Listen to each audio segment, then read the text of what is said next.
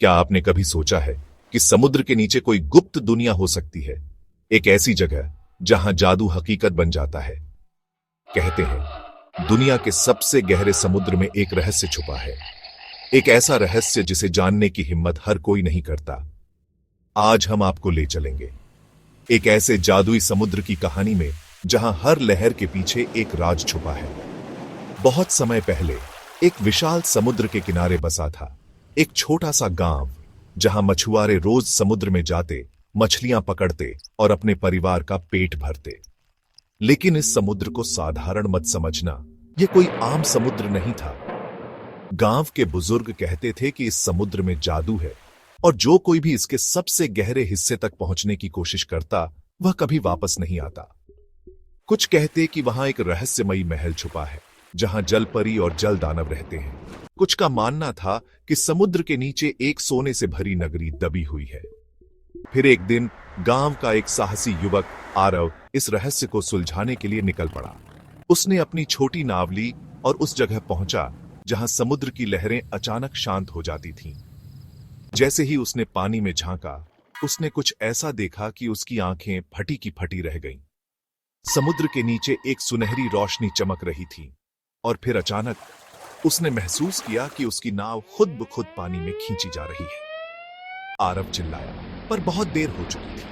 अगले ही पल वह समंदर की गहराइयों में समा चुका था। जब आरव ने अपनी आंखें खोली तो वह एक बिल्कुल अलग दुनिया में था। चारों तरफ चमकते हुए मोती, रंग बिरंगी मछलियां और एक बड़ा सा महल। फिर उसने देखा एक सुंदर जलपरी उसकी ओर बढ़ रही थी। जलपरी ने कहा, तुमने हमारी दुनिया में कदम रख दिया है, अब तुम वापस नहीं जा सकते। आरव घबरा गया, लेकिन फिर उसने हिम्मत जुटाकर पूछा, यह कौन सी जगह है? जलपरी ने बताया कि यह समुद्र का जादुई साम्राज्य है जहां आम इंसानों का आना मना है। लेकिन आरव को वहां कुछ अजीब लगा। महल के चारों ओर बड़े बड़े पत्थर पड़े थे और उन पर इंसानों के चेहरे उकेरे गए थे।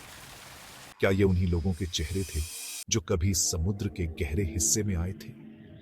आरव को समझ आ चुका था कि यह जगह जितनी खूबसूरत दिखती है, उतनी ही खतरनाक भी है। और तभी जलपरी ने कहा, अगर तुम यहां से बचकर जाना चाहते हो तो तुम्हें समुद्र की सबसे कीमती चीज ढूंढ कर लानी होगी। पर वो कीमती चीज क्या थी? एक जादुई मोती, एक रहस्यमयी किताब, या कुछ और? आरव के पास ज्यादा वक्त नहीं था। अगर वह समय रहते नहीं निकला तो हमेशा के लिए इसी समुद्र का हिस्सा बन जाता। तो दोस्तों, क्या आपको लगता है कि आरव उस समुद्र से बचकर बाहर आ सका, या फिर वो भी उन पत्थरों का हिस्सा बन गया? क्या उस समुद्र में सच में जादू था, या फिर यह सब सिर्फ एक अफवाह थी?